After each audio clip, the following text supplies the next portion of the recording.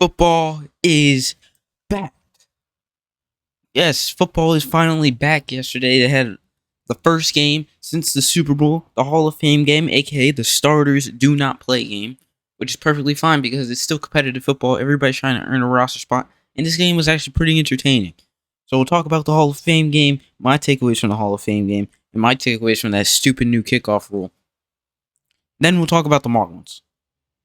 And I got an opinion on the Marlins. And then some Dolphins football. Alright, so first, the Hall of Fame game. The Bears took on the Texans in the annual starters don't play game.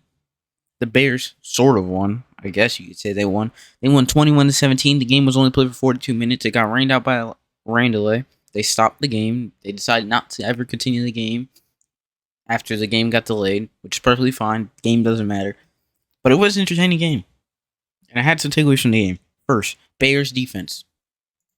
Absolute dog shit. The defensive coordinator is still the one calling the plays for everybody saying. Oh, the starters are in. The best players are in. The defensive coordinator is still calling the plays. And these players are still scrimmaging and practicing in pads. The defense was terrible. The Texans, their defense wasn't as bad, but it was still pretty bad. The defensive play in this game was terrible. Quarterbacks were just driving down the field. That was great. But the best quarterback, Brett Rippon, never heard of him before this game. He came in after Tyson Bagent played one series. He is the best quarterback in the Bears system, it seems like. He was my homie. He was leading that sorry Bears offense down the field with ease. Even though they were dropping his dimes at some points, he was getting touchdowns. He was driving down the field, making plays with his feet. It was amazing. It was actually entertaining. I had my eyes on the TV because of him. That's what you get in preseason football. He had that Patrick Mahomes in him. He looked like he was the next coming of Patrick Mahomes. It was entertaining. Brett Rippon. Caleb Williams, watch out. Lastly, the new kickoff rule. It looks very weird. They had lots of penalties. The coaches declined them because they didn't want to get the game rummaged with penalties off of this stupid rule that no one knows. But I see the vision. I see the visions with the kickoffs actually having to be utilized and being a part of the game plan for teams. And this is in contrast to the 22% of kickoffs that were returned last year. So clearly the NFL had a kickoff problem. They addressed it. I see the vision. I see the ability to have kickoffs be entertaining. Again. Make kickoffs entertaining again. Put that on a hat. Just trust the process with that.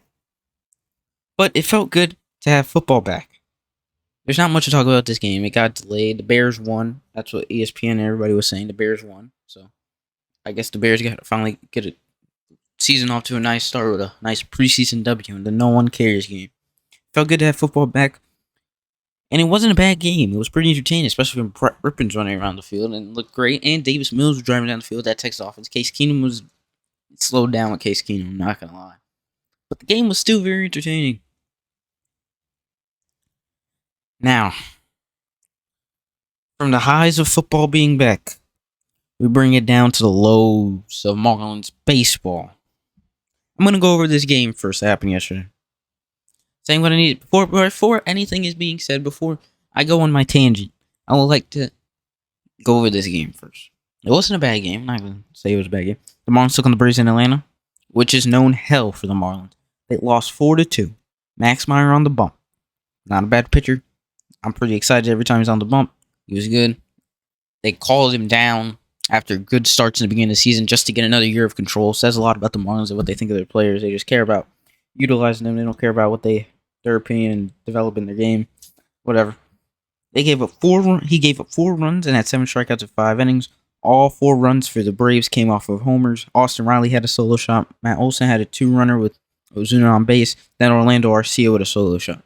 Marlins got the runs later in the game. Burger singles to drive in a run in the 7th. In the 5th, Nick Fortes sacrifice fly.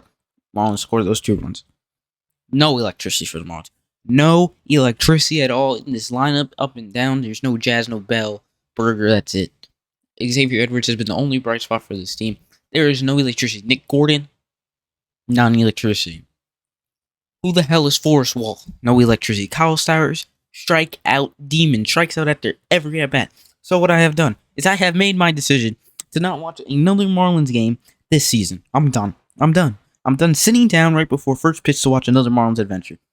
The season has been finished for a while ago. The GM before the season, I should have stopped watching a long time ago. The GM before the season said this team's not a playoff team. He's also told us by trading Luis Ariz early in the season, before anybody got started. But while trading the likes of Tanner Scott for 3 top 5 Padres prospects is good, and trading Trevor Rogers, who stunk up the place in his Orioles debut yesterday, giving up 5 runs, 4 innings for Kyle Stowers, even though he strikes out all the time, is good.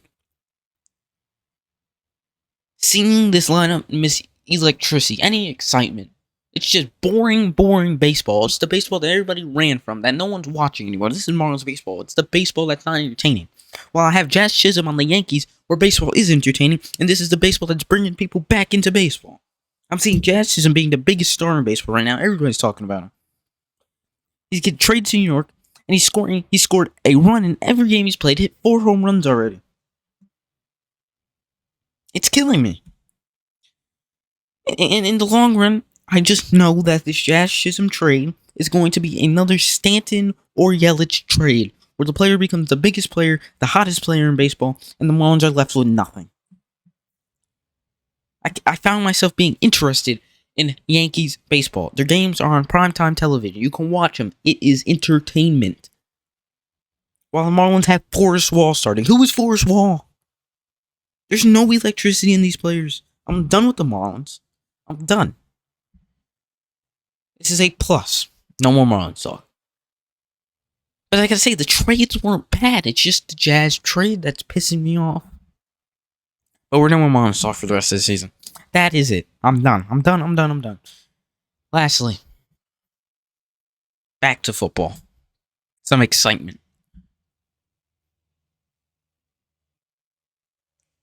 We put the Marlins behind us and get hyped for some Dolphins football. Tua had the orange jersey on in practice today, meaning he was the standout last practice. That's what the orange jersey means. They're going into what I think is the most hyped Dolphins season in forever. With the offense remaining intact and improving with OBJ, some entertainment, some electricity, unlike the Marlins, and offensive line additions.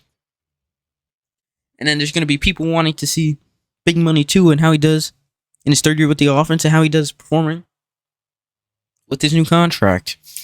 His performance this season is going to be under a damn magnifying glass. The people at ESPN are going to have a magnifying glass right on him. See how he plays with his contract. They have a debate every week.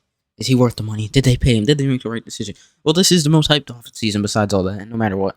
I think this is the most hyped off season. The Dolphins are approaching the season with a new mentality. That's what's coming out of Dolphins training camp this last week. The Dolphins are approaching the season with a new mentality. And that's being a bully on the defensive side of the ball. What I said last year. They need to focus on defense. Their offense is electric. Their offense is crazy. Their offense can run, score. But the defense needs to be stout. And they got rid of Vic Fangio, bring in the Ravens linebackers coach, defense coordinator, which was the best defensive league, the Ravens. They bring him in, and now hopefully this is what we need. The Dolphins defense being dominant as the offense. It's not going to be as dominant as the offense is, but it needs to be alright. So now they're bringing this new bully mentality that Jalen Ramsey gave a speech about being bullies. And they're bringing this new mentality into the defense. And now they're not just trying to be known for their offense and speed. And defense is what needs to get better. Especially, the reason I say defense needs to get better, especially this season, most importantly, is because it will get better late in the season with Chubb Phillips coming back from injury. And I don't know who their GBs are right now, to be honest. The GBs are trash. They're like, oh, we got Jalen Ramsey. But I'm shaking how the defense will be early on in a new system and with less talent. So it's important to be subpar defense, get this defense right with the people we have for now. With less talent and in this new system, get everything worked out now, bring in a new mentality now, and be good in the beginning of the season, as we will get better no matter what at the end of the season. Also, with the new mentality, I've been seeing more competitive Dolphins in training camp. I've been seeing on Twitter.